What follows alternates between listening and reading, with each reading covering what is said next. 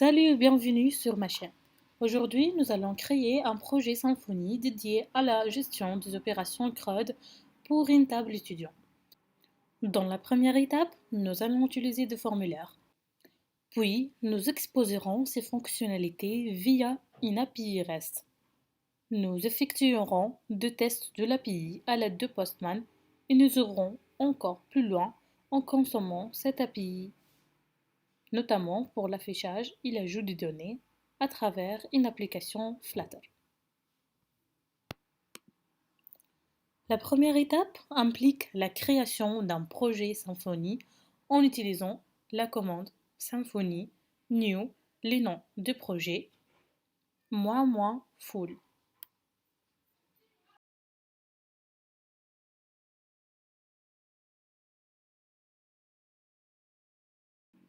Une fois l'installation terminée, ouvrez le fichier .env et spécifiez le paramètre de configuration de la base de données. Dans ce tutoriel, nous optons pour l'utilisation de MySQL. De commenter la variable database URL pour MySQL et ajuster ses configurations. Assurez-vous d'avoir, après avoir configuré la base de données, exécutez cette commande pour créer la base de données.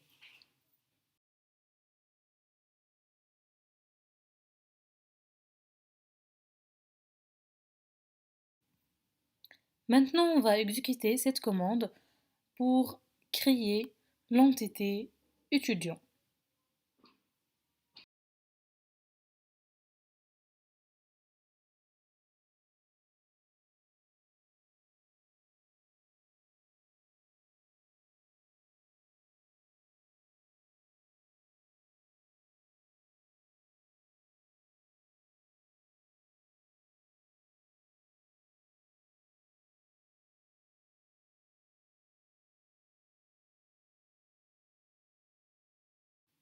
Nous allons ensuite créer une migration en utilisant cette commande.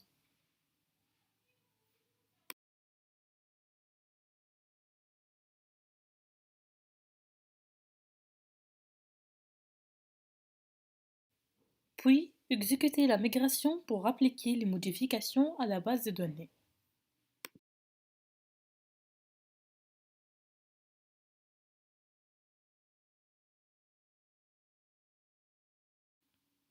Avant de procéder à la création de contrôleurs, nous installerons un bundle qui s'appelle Stuff Doctrine Extension Bundle. Nous utilisons certaines de ces fonctionnalités pour définir automatiquement les valeurs de propriété created at et updated at de l'entité nouvellement créée. Ensuite, ouvrez les fichiers config package stuff doctrine extensions.yaml et ajoutez les lignes suivantes.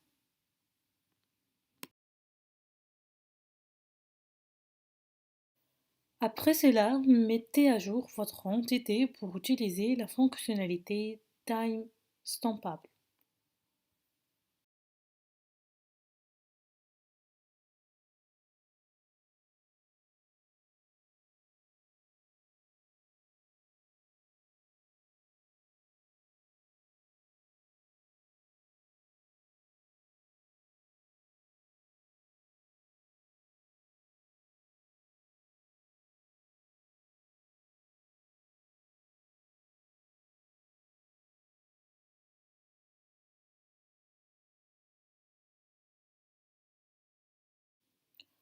Enfin, exécutez à nouveau la commande de migration pour prendre en compte ces modifications. Pour générer un contrôleur avec les opérations CRUD pour l'entité étudiant, exécutez les commandes suivantes.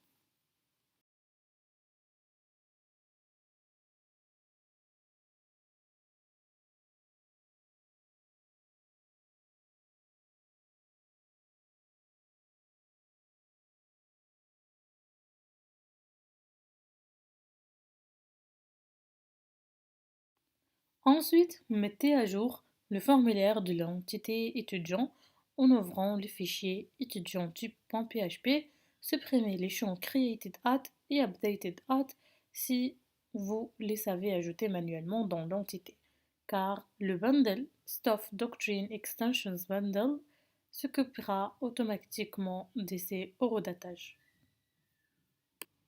On passe pour l'étape 5.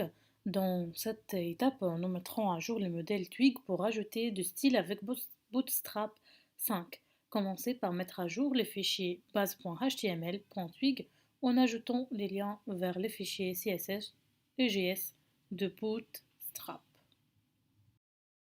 Ensuite, mettez à jour les fichiers Twig situés dans le dossier template étudiant.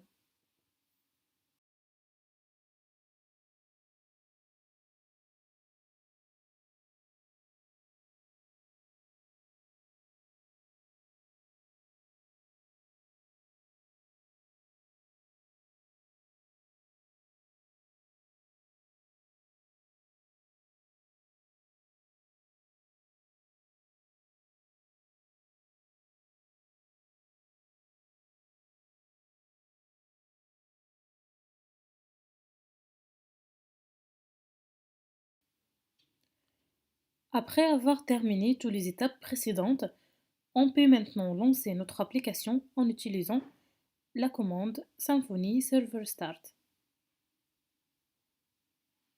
Et pour accéder à l'application,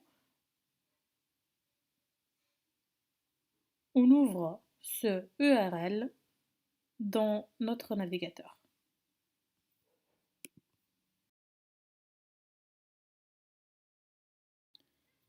La première partie de ce tutoriel est terminée. On se retrouve dans la deuxième. Merci beaucoup pour votre attention.